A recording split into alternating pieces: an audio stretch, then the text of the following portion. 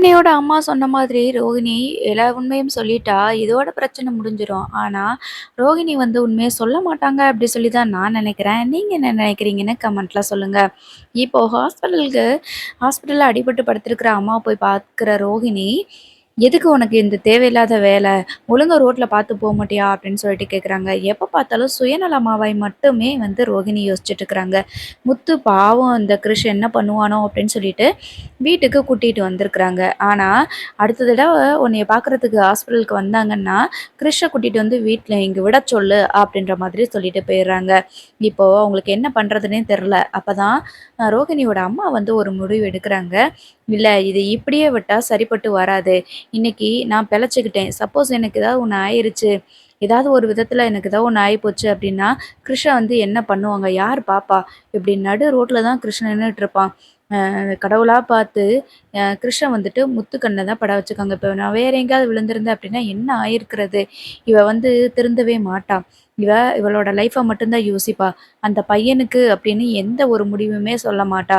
பேசாம முத்து கூட்டிட்டு போய் 10 நாள் வச்சிருந்தாம்ல, அதே மாரியே வச்சிருக்கட்டும். அப்படியாவது அவங்க அம்மா கூட அவன் இருப்பான். அப்படின்னு சொல்லிட்டு ரோகிணியோட அம்மா வந்து நினைக்கிறாங்க. ஸோ நெக்ஸ்ட் நாள் வந்துட்டு முத்துவும், மீனாவும் 2 பேருமே போயிட்டு பார்க்குறதுக்கு போறாங்க. "இப்ப எப்படிம்மா இருக்கு?" அப்படின்னு சொல்லிட்டு கேட்குறாங்க. "பரவாயில்ல. எப்படியோ நான் எனக்கு எந்த ஒரு ஆபத்து வந்தாலும், கடவுள் வந்து அந்த இடத்துக்கு கரெக்ட்டா முத்துவ அனுப்பி வச்சுர்றாங்க." அப்படின்ற மாரி சொல்றாங்க. அதுக்கு முத்து இருந்துட்டு, "என்னமோம்மா உங்க குடும்பத்துக்கும், எங்க குடும்பத்துக்கும் ஏதாவது ஒரு உறவு பந்தம் இருக்கும் போல இருக்குமா. அதனால தான் உங்களுக்கு ஏதாவது ஒண்ணு அப்படின்னா, கிருஷ் கஷ்டப்படுறான்னா, நான் தேடி வந்து உதவுற மாதிரி வந்துருது." அப்படின்ற மாதிரி சொல்றாங்க. அதுக்கப்புறமா, "சரிம்மா அதெல்லாம் இருக்கட்டும். உங்க பொண்ண வர சொல்லலாம்லம்மா. மறுபடியும் எதுக்கு ஃபாரினுக்கு போனாங்க?" அப்படின்னு சொல்லி கேட்குறாங்க. "இங்க இருந்து அவளால சம்பாரிக்க முடியலையாம். எங்கள பார்த்துக்கணும்லம்மா. அதனால தான் அவ வெளிநாட்டுக்கு போயிட்டா மறுபடியும்." அப்படின்ற மாரி சொல்றாங்க. "சரி இப்பயாவது ஃபோன் போட்டு வர சொல்லுங்கம்மா. திடீர்னு இப்படி ஆயிருச்சுன்னா, உங்களுக்கு யா ய உங்களுக்கு இப்படி ஆயிருச்சுன்னா, கிருஷ யாரு பார்த்துக்கிருவா சொல்லுங்க? ஆனா இது ரொம்ப தப்புமா." அப்படின்ற மாதிரி மீனா சொல்றாங்க. என்னதான் இருந்தாலும் கிருஷுக்கு வந்துட்டு எவ்வளோ சம்பாரிச்சு குடுத்தாலும், பக்கத்துல இருந்து பார்த்துக்கிற மாரி இருக்குமா சொல்லுங்க? அவங்க ரொம்ப பாவம். கிருஷ் வந்துட்டு இப்ப என் கண்ல பட்டதுனால சரியா போச்சு. நீங்க வேற ஏதாவது ஒரு இடத்துல கீழ விழுந்திருந்தீங்க அப்டின்னா, அந்த நேரத்துல கிருஷோட மனசு என்ன பாடுபட்டுருக்கும் கொஞ்சம் யோசிச்சு பாருங்க.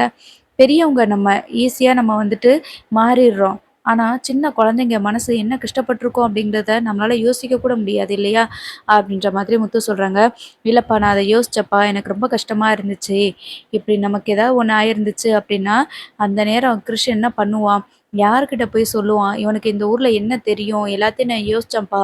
மனசு ரொம்ப வேதனையா இருக்குப்பா." அப்படின்ற மாரி சொல்றாங்க. அதுக்கப்புறமா, "என்னப்பா அவன காணோம்?" அப்படின்னு சொல்லும்போது, மீனா சொல்றாங்க, "அம்மா அவன நான் ஸ்கூல்ல போய் விட்டுட்டு வந்துட்டேன்ம்மா." அப்படின்ற மாதிரி சொல்றாங்க. "உங்களுக்கு எதுக்குப்பா சிரமம்? பேசாம கிருஷ கொண்டு வந்து விட்டுருங்களேன். அவன் என் கூடயே இருக்கட்டும். எனக்கு உடம்பு சரியாற வரைக்கும்." அப்படின்னு சொல்றாங்க. "எதுக்கும்மா அவன் படிப்பையும் இது விட்டுட்டு ஸ்கூலுக்கு போக வேண்டாமா? அவன் எங்க வீட்ல இருந்து போகட்டும். அவன் எங்க வீட்ல நிம்மதியா தான் இருக்கிறான். நீங்க இங்க உங்களோட உடம்ப பார்த்துக்கிறதுக்கு தான் அந்த நர்ஸ்ட்ட சொல்லியிருக்கிறேன். அந்த சிஸ்டர் உங்கள நல்லா பார்த்துக்குவாங்க.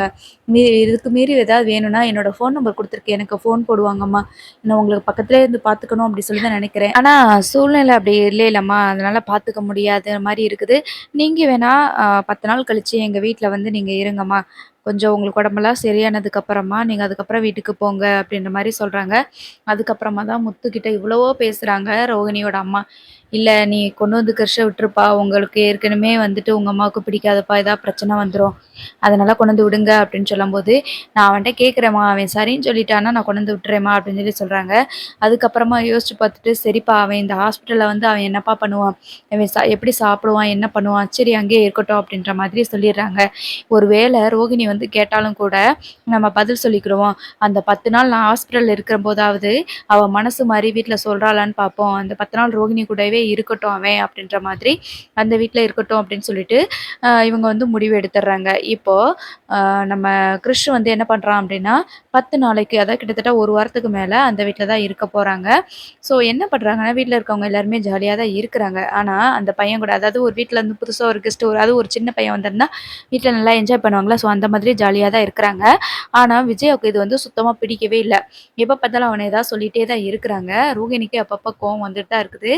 ஏதேதோ ஒரு அனாதை கழுதைய கூட்டிட்டு வந்துட்டு, இங்க இப்படி ஆடிக்கிட்டு, பாடிக்கிட்டு இருக்கீங்க அப்படின்ற மாதிரி விஜயா வந்து சொல்லிட்டு இருக்கிறாங்க. அப்படி இருந்தாலும், "அத்தை சின்ன பையன பார்த்து அப்படி சொல்லாதீங்க" அப்படின்னு சொல்லிட்டு மீனா சொல்றாங்க. என்னமோ இந்த வீட்ட ஒரு இது ஆசிரமம் மாரி மாத்தாம இருந்தா அதுவே போதும் அப்படின்ற மாதிரி வழக்கம் போல விஜய் என்ன டயலாக் பேசுவாங்களோ அத பேசிட்டு இருக்கிறாங்க. அப்பதான் ரொம்ப இதாகி அதாவது கிருஷ் வந்துட்டு மனசு கஷ்டப்பட்டு, "பேசாம நான் பாட்டி கிட்டவே போயிறவா?" அப்படின்ற மாதிரி கேட்குறாங்க. உடனே முத்து இருந்துட்டு, "ஒரு சின்ன பையன் மனசுல எவ்வளோ கஷ்டம் இருந்துச்சுன்னா, இந்த மாதிரி அவன் சொல்லியிருப்பான். ஏம்மா இப்படி பேசுறீங்க?" அப்படின்னு சொல்லிட்டு, இப்ப கிருஷ வந்து சந்தோஷப்படுத்துறதுக்காக என்ன பண்றாங்க அப்படின்னா, டிவியில பாட்டெல்லாம் போட்டுட்டு ஆடுறதுக்கு சொல்றாங்க. அதுக்கப்புறமா ரவி, மனோஜ்ன்னு சொல்லிட்டு குடும்பத்தில இருக்கவங்க எல்லாருமே டான்ஸ் பண்றாங்க. ஸ்ருதியுமே வந்துட்டு டான்ஸ் பண்ணிட்டுருக்காங்க. ஸோ இந்த டைம் தான் இன்னொரு இஷ்யூ வருது. என்ன அப்படின்னு சொல்லி கேட்டீங்கன்னா, அ நம்ம விஜயா வந்துட்டு ஏற்கனவே ரொம்ப நாளா நம்ம எதிர்பார்த்துட்டு இருந்தோம். இந்த விஜயாவுக்கு ஏதாவது ஒரு ஆப்பு வைக்கணுமே அப்படின்னு சொல்லிட்டு. அந்த வீட்டு பத்திரத்த அடகு வச்சாங்கல்ல, அந்த ஒரு டைம் வந்து விஜயாவுக்கு ஆப்பு வச்சாரு டைரக்டர். ஸோ இப்ப ஏதாவது ஒண்ணு பண்ணுவாங்க. ஆக்சுவலா நான் நெனச்சது என்னன்னா, தீபனும் ரதியும் வந்துட்டு ரதிய கூட்டிட்டு போயிருவான். அதுக்கப்புறமா இப்படி ஆகும் அப்படின்னு சொன்னேன். ஆனா அது ஒரு படி எக்ஸ்ட்ராவே போயிட்டு, இப்ப ரதி என்ன பண்றாங்கன்னா, பிரெக்னன்ட் ஆயிடுறாங்க. ஸோ இந்த விஷயம் எல்லாருக்குமே அதாவது ரதியோட ஃபேமிலிக்கு தெரிய வந்து, அந்த டான்ஸ் கிளாஸ் அதாவது பரதநாட்டியம் சொல்லிக் குடுக்குற டீச்சர்னால தான் இந்த மாரி ஆயிருச்சு அப்படின்னு சொல்லிட்டு விஜயாவ தேடி அவங்கள வந்து அடிக்கிறதுக்காக வராங்க. ஆனா நம்ம மீனா வந்து என்ன பண்றாங்க அப்படின்னா, அவங்கள அடிக்க விடாம தடுத்துடுறாங்க. உங்க பொண்ண உங்களுக்கு ஒழுங்கா வளர்க்க தெரியல. டான்ஸ் கிளாஸ்க்கு வந்தா டான்ஸ் மட்டும் தாம்மா சொல்லி தர முடியும். அவங்க என்ன பண்றாங்க, எங்க சுத்துறாங்கலாம் நாங்க என்ன பார்த்துட்டாம இருக்க முடியும் அப்படின்ற மாரி சொல்றாங்க. இப்பதான் அண்ணாமலை அப்பா வந்து சொல்றாரு, "நான் ஏற்கனவே உன்கிட்ட சொன்னேன்ல, உனக்கு இந்த வயசுல இதெல்லாம் தேவையா? ஏற்கனவே மீனா வந்து சொல்லியிருக்கா, அவங்களோட 2 பேரோட நடத்தை வந்து சரியில்ல, கண்டிச்சு வைங்கன்னு சொல்லிட்டு சொல்லியிருக்கிறா. அப்படி இருந்து மீனா சொல்றத நீ கேட்கலைல்ல, அதனால தான் இப்ப நீ அனுபவிச்சுட்டு இருக்க" அப்படின்ற மாரி சொல்றாங்க. அதுக்கு ரதியோட ஃபேமிலி என்ன சொல்றாங்கன்னா, "இப்ப என் பொண்ணுக்கு இந்த மாரி நிலைமைக்கு காரணம் நீ தான். உன்னைய வந்து நாங்க வந்து கேஸ் குடுப்போம்" அப்படி இப்படின்னு சொல்லிட்டு அவங்க போறாங்க. இப்ப விஜயாவுக்கு தலையில பேரிடி ஆயிருச்சு. இப்பதான் ரோகிணிக்கு வந்து ரொம்ப கொண்டாட்டமா இருக்குது. நம்ம என்ன பாடுபடுத்துனா, எத்தன தடவ அடிச்சா. இப்ப எவ்வளோ ஒருத்தி அடிக்க வந்தா, அடி விழுந்துரும்னு நெனச்சேன். இந்த மீனா வந்து தடுத்துட்டா. இல்லன்னா என்னைய அடிச்ச அடிக்கு இவ இப்ப அடி வாங்கியிருப்பா அப்படின்னு சொல்லிட்டு, ரோகிணிய வந்து மனசுக்குள்ளே நெனச்சுக்கிறாங்க.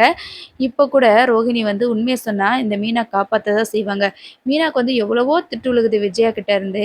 ஆனாலும் அடிக்க விடாம மீனா வந்து தடுத்துர்றாங்க.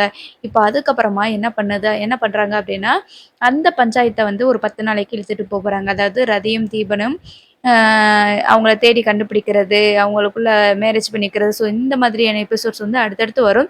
பட் விஜயாவுக்கு வந்து இனிமே இந்த டான்ஸ் கிளாஸ் எடுக்கக்கூடாது அப்டின்ற மாதிரி அண்ணாமலை அப்பா வந்து சொல்லப் போறாரு. இந்த வாரம் முழுக்கவே நமக்கு ரொம்ப இன்ட்ரஸ்டிங்காவும், சூப்பராவும் இருக்க போகுது. அதாவது என்ன சொல்றது, ஒரு எதிர்பார்ப்புகள் நிறைந்த ஒரு பரபரப்பான ஒரு கதைக்களம் அப்படின்னு சொல்லியிருக்காங்களா, அந்த மாரி தான் இருக்கும். ஆனா வந்து ஒண்ணுமே நடக்காது. ஒரு சிக்க போறாங்க அப்படின்ற லெவலுக்கு போயிட்டு, பட் சிக்க மாட்டாங்க. இது நம்ம எல்லாருக்குமே தெரிஞ்ச விஷயம் தான். சரி, இப்போ கடைசியா ரோகிணி வந்து என்ன பண்றாங்கன்னா, மறுபடியும் அவங்க அம்மா கிட்ட போயிட்டு, "உன்னைய தான் முத்துவும், மீனாவும் பார்க்க வந்தாங்கல்ல, நான் உன்கிட்ட என்ன சொல்லிட்டு போனேன்? அவங்கள கூப்பிட்டு வச்சிருமான்னு நான் சொல்லிட்டு போனேன்ல, கிருஷ்ஷ கூட்டிட்டு வந்து விட சொல்லுமான்னு சொல்லிட்டு போனேன்ல, ஆனா நீ சொல்லவே இல்ல" அப்படின்னு சொல்றாங்க. அதுக்கு தான் கல்யாணி இந்த 10 நாள் நான் ஹாஸ்பிட்டல்ல இருக்கிற வரைக்காவது கிறிஷ் உன் கூட இருக்கட்டும். இப்போ கிறிஷ கூட்டிட்டு வந்து நான் இங்க விட சொல்லிட்டேன் அப்டின்னா, இந்த ஹாஸ்பிட்டல் அவன் எங்கடி இருப்பான்? எங்க சாப்பிடுவான்? யாரு சாப்பாடு குடுப்பா? அப்டின்னு சொல்லி கேட்குறாங்க. உடனே ரோஹிணி இருந்துட்டு, "ஏம்மா இப்டி பண்ற? நான் உங்களுக்கு சாப்பாடு தானே நான் கொண்டாந்து குடுத்துற மாட்டேனா? முதல்ல முத்துவுக்கு ஃபோன் போட்டு கிறிஷ இங்க கூட்டிட்டு வந்து விட சொல்லுமா" அப்டின்ற மாரி சொல்றாங்க. அதுக்கு ரோகிணியோட அம்மா இருந்துட்டு, "என்னால முடியாது கல்யாணி. இந்த 10 நாளும் உன் கூட தான் கிறிஷ் இருப்பான். இப்போ எனக்கு உடம்புக்கு சரியாயிருச்சு அப்டின்னா, நான் அவன கூப்பிட்டு வச்சுக்கிருவேன். ஆனா, உன் கூட கிறிஷ் இருக்கறதுக்கான வாய்ப்புகளே கிடைக்கல. இப்போ அந்த வீட்ல இருக்கிறவங்க கூட அவன் நல்லா தான் பழகிக்கிட்டு இருக்கான். அதனால அங்கேயே இருக்கட்டும் அப்டின்னு சொல்றாங்க. அதுக்கு ரோகிணி இருந்துட்டு, "என்னம்மா பேசுற? எனக்கு ஒவ்வொரு நிமிஷமும் நரக வேதனையா இருக்குது. ஏதாவது சொல்லிருவானோன்னு சொல்லிட்டு பயந்துகிட்டே இருக்கிறேன். நீ என்னடான்னா, அவன் என் கூடயே இருக்கட்டும்னு சொல்லிட்டு இருக்கிற" அப்டின்ற மாரி சொல்றாங்க. "இந்த 10 நாள் உன் கூட இருக்கட்டும். அப்போ வீட்ல இருக்கிறவங்க எல்லாரும் எப்படி அவன்கிட்ட பழகுறாங்கன்னு சொல்லிட்டு பாரு. அவன வந்து தள்ளி வைக்கிறாங்களான்னு சொல்லிட்டு பாரு.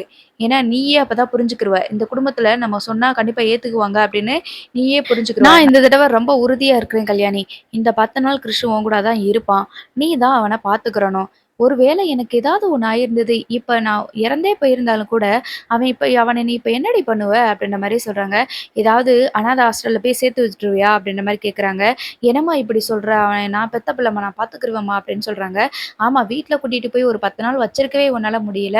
நீ கண்டிப்பா அநாத ஹாஸ்டல்ல தாண்டி சேர்ப்ப. ஆனா எனக்கு கடைசியா ஒரே ஒரு ஆசை மட்டும் இருக்குடி. அவன தனியா விட்டுறாத. பாவம் அவன அனாதையா விட்டுறாத. அந்த பிள்ளை எந்த ஒரு பாவமும் பண்ணாத ஒரு குழந்தை." அப்படின்ற மாரி சொல்றாங்க. ரோகிணிக்கு என்ன பண்றது அப்படின்னே தெரியல. சரி என்ன நடக்குன்னு பார்ப்போம்.